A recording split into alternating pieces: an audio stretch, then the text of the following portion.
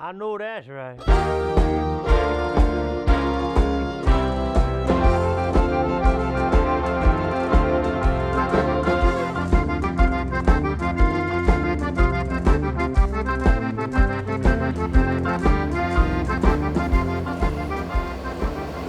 Mais comment ça va, Chef Harley Fontenot, better known as the Parrain, and today we're making some chicken and dumplings.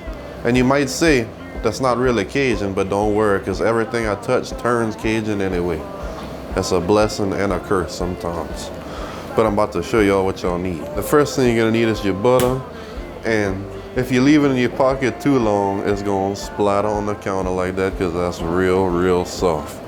But other than your butter, you're gonna need some canned biscuits, a bell pepper, 3 yellow onions, a whole thing of garlic. We got some celery, which I don't normally use, but Lord have mercy. All the people asking, where's the celery? Here's the celery, partners. And of course, we got some seasoning because I ain't never gonna cook nothing without seasoning. And we're using some Justin Wilson habanero, because we're ready to light the cassons on fire tonight. And then I got, we got some chicken right here. That's some good old Teton meat that's real good and tender and fresh.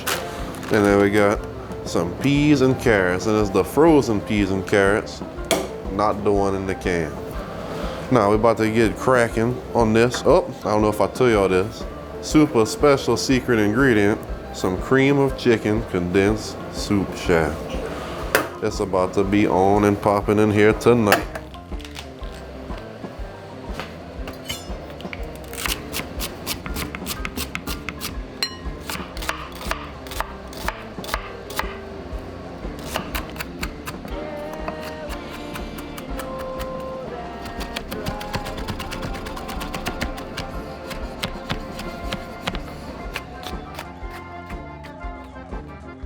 So once you cut all your vegetables, it's time to cut your chicken.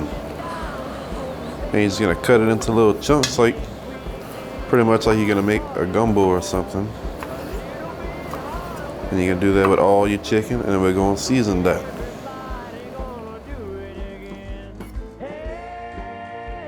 And after you cut that, you can go ahead and season that with your Justin Wilson or whatever you like, really. And see, I'll usually put a lot because, like I always say, I'm used to that. You don't want to put a whole lot at one time because you might not like a lot of seasoning. And once you put it, you cannot take that back out. But me, I'm Kanai, and I like a lot of seasoning. So I'm gonna go ahead and put what I like. And we're gonna get the stove hot, and we're gonna start cooking down our vegetables. So the first thing you're gonna do is put that butter that was in your pocket in the pot shaft.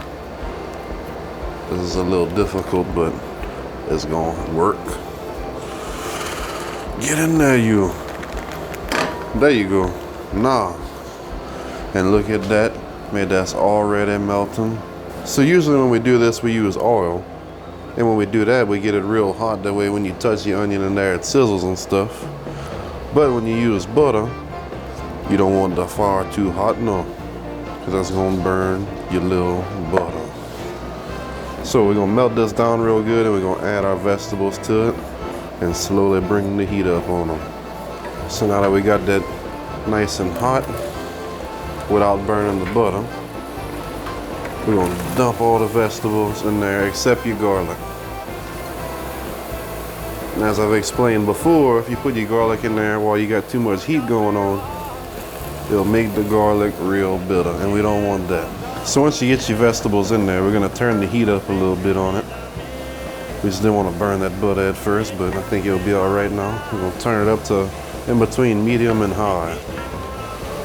And we're gonna cook this all till it's clear with them little brown tips on it.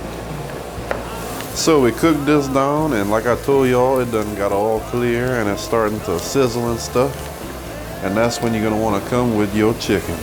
And you just wanna pickle that into the pot. Oh, yeah. And you're gonna mix that up.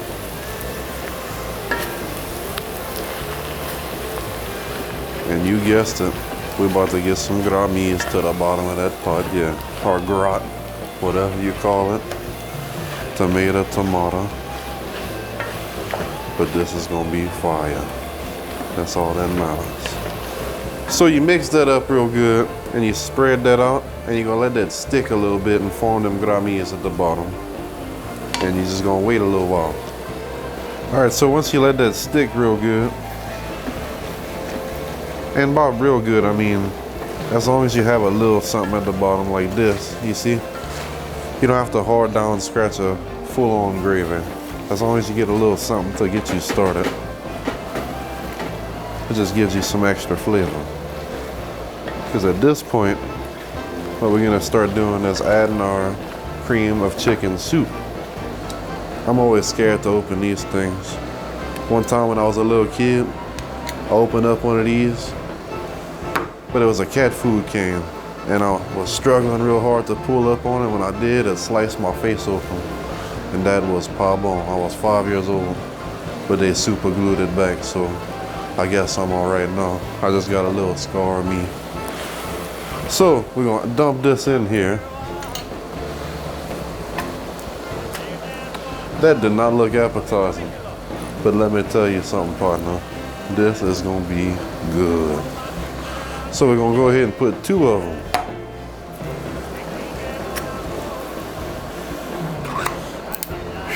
I made it.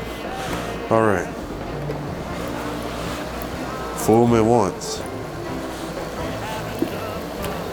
Now, and you're gonna wanna put 1 can like this of water to loosen that up a little bit. And then we got some garlic right here.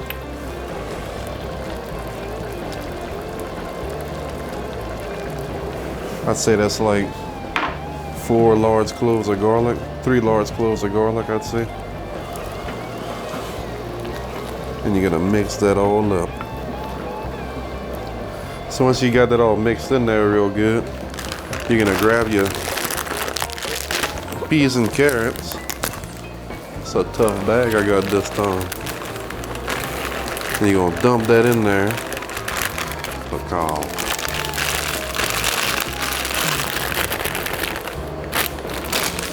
And then you're gonna mix that in there.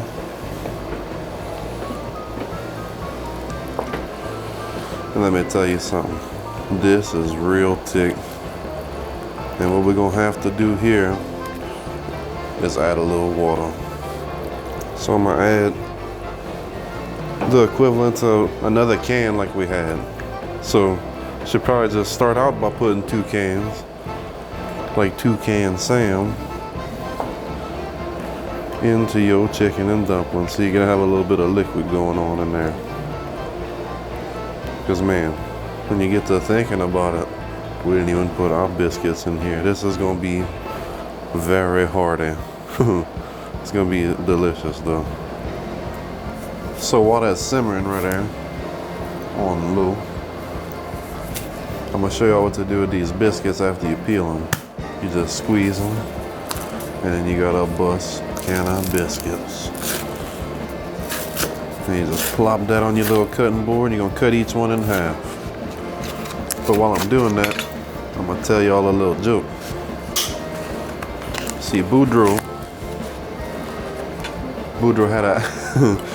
had an accident with his Piro, and he died him, and he went to hell.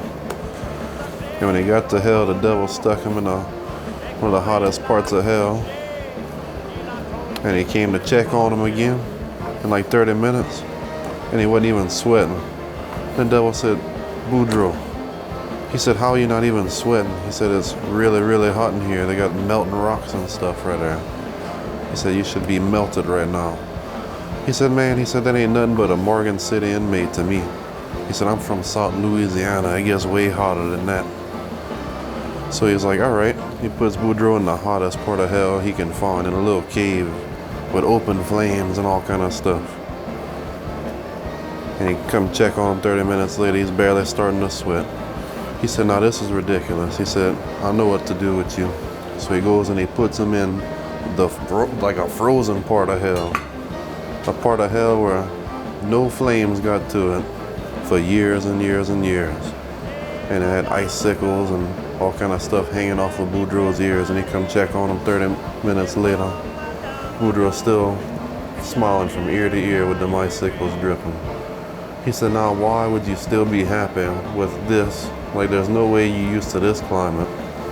He said, no, he said, if it's snowing in hell, it must mean that the Saints won the Super Bowl again. So before we add the biscuits, I'm gonna go ahead and add a little bit more water. Put me a whole Crown Royal cup. That's about a cup and a half of water, because the biscuit's gonna soak up a lot of juice, and we still want some juice left over. So I got that extra water floating around in there.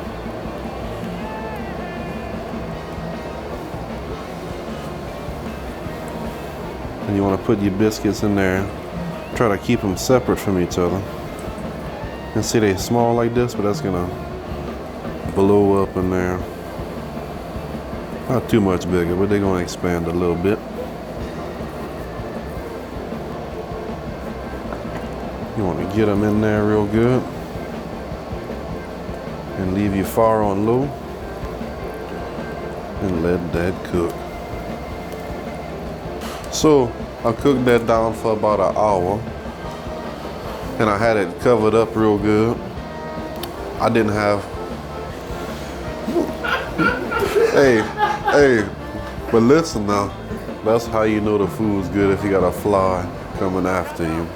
Because I could probably smell that on my mouth, because I just tasted that. And it's back again, that little fiputin. Get out of here, you. All right. Anyways, the biscuits are cooked. We tasted it, we tried it. So as long as it's seasoned to how you like it, and them little clumps of biscuits is all cooked in there, it's time to munch. Don't let them little flies get to you neither. That just means the food is real good.